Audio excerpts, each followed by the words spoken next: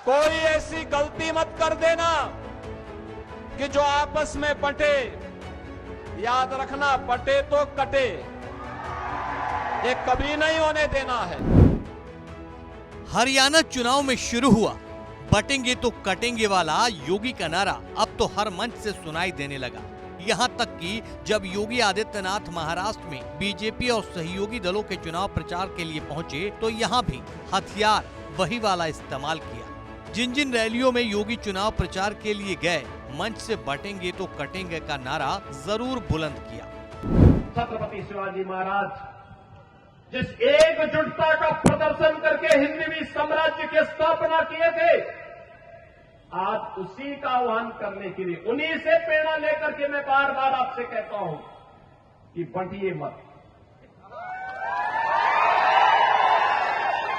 उन्हीं से प्रेरणा ग्रहण करके मैं आपसे कहता हूं बंटिए मत, क्योंकि जब भी बटे थे तो कटे थे।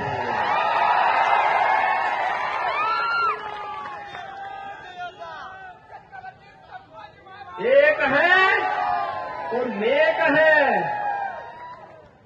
एक है तो सेफ है, और बटे थे तो कटे थे। हमें बटना नहीं है, एकजुट होना है।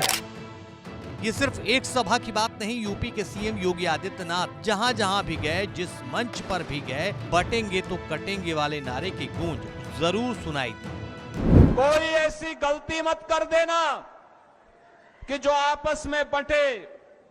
याद रखना, बटे तो कटे, ये कभी नहीं होने देना है।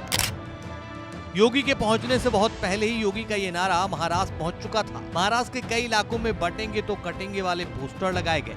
महाराष्ट्र के कई चौक चौराहों पर ये पोस्टर लगे तो इसकी शहर भर में चर्चा भी होने लगी। लेकिन विपक्ष को तो छोड़िए, अब लगता है कि बीजेपी के साथियों को ही योगी का ये नारा चुभने लगा है, क्योंकि एनसीपी नेता अजीत पवार ने दो टूक शब्दों में कह दिया है, उत्तर प्रदेश झारखंड में चलता होगा लेकिन महाराष्ट्र में नहीं चलेगा।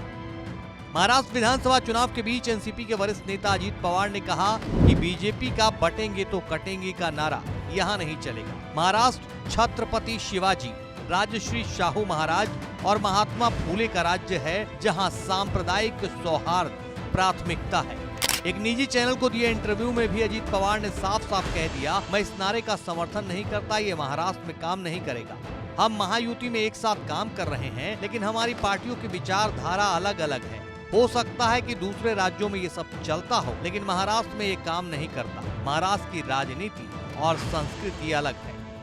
कहानी दरअसल ये है कि मौजूदा विधानसभा चुनाव में अजीत पवार ने अपनी पार्टी से नवाब मलिक, हसन मुशर्रफ, सना मलिक और बाबा सिद्दीकी के बेटे जीशान सिद्दीकी जैसे मुस्लिम उम्मीदवारों को टिकट दिया है। साथ ही महाराष्ट्र में उनकी पार्टी के लिए मुस्लिम वोट एक अहम रोल अदा करती है। ऐसे में इस नारे के समर्थन से मुस्लिम वोटर किनारा कर सकते हैं। अजीत पवार को इसका डर भी सता रहा है।